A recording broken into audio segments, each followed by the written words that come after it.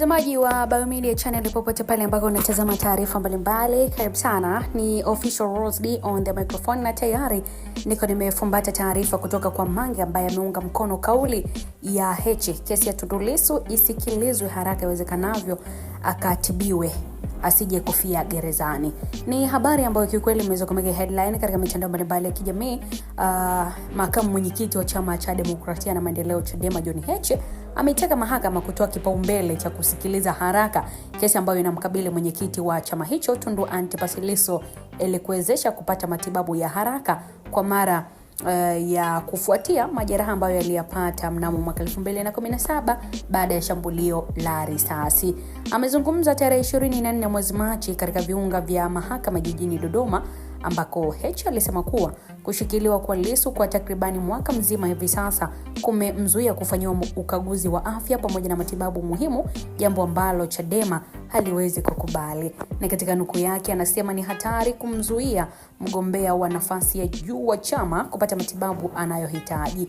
Mahakama inapaswa kuhakikisha haki inatendeka bila ucheleweshwaji, hasa ikizingatia hali yake ya kiafya.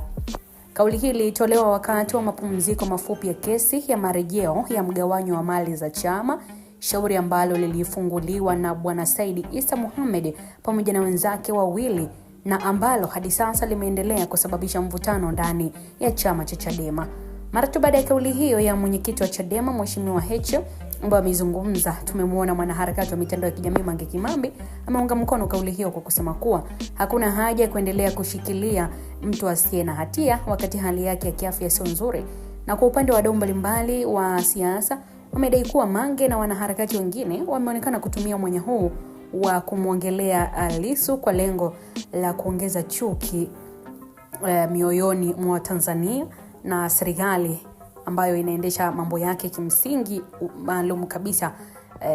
Na wadau hao wameweza kusema kwamba hawataweza, kina Mange na wanaharakati wengine hawataweza kile ambacho wanakitaka.